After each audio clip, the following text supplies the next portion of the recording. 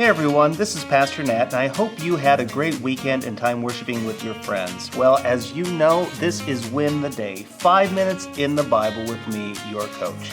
Our mission here at Back to the Bible is to move you closer to Jesus each and every day. And to help you do that, we're going to understand the importance of our rescue. Have you ever been rescued? Have you ever rescued someone else?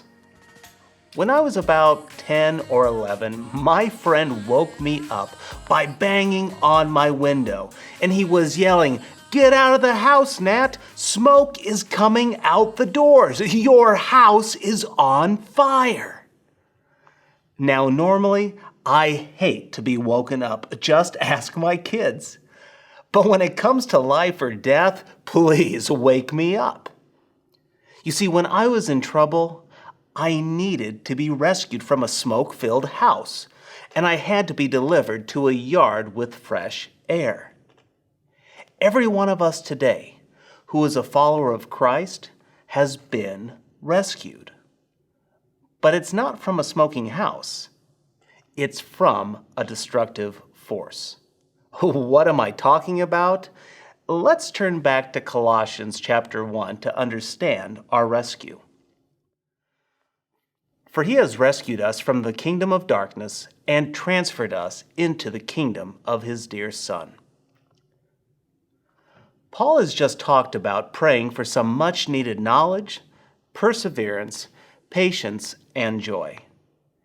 These are possible because God gave us his power to endure life's hardships and windfalls.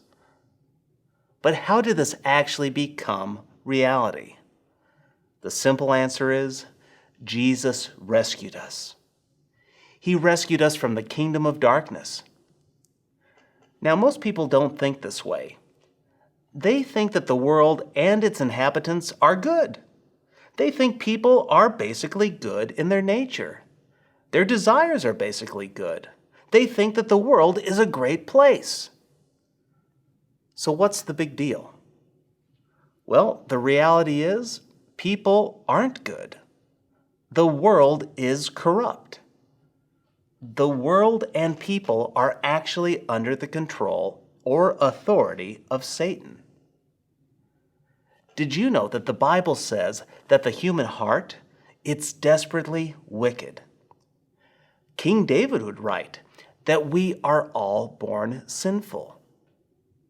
If you read Romans 5, it says that we are born enemies of God. You see, we're not born children of God, as many people want to think. So what does Paul do? He declares that Jesus rescues us. Jesus grabs us. He grabs our spiritually dead corpses that are drowning in sin, and he pulls us up to the shore. And he looks at us and he says, "Live."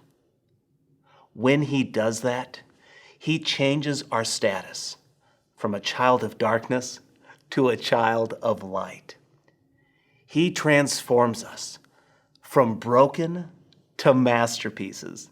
He changes our name tag from enemy to child of the King. Paul would say that he transfers us to the kingdom of his beloved Son. The Greek text literally reads, "the Son of his love." You see, the Father gives the kingdom to the Son he loves, and then to everyone who loves the Son. So that's why this is my challenge for you today. How are you still living as a child of darkness? We are now children of the King. That means that Jesus is King. That means we are not the King. Jesus has given us keys to the kingdom. Let's live as princes and princesses who are ambassadors for the King. So what is it in your life that needs to change to show that royal status? Identify that one thing and then ask God to help you change it. You see, friend, it is a privilege to be children of the King. It's my prayer we all live like it each and every day.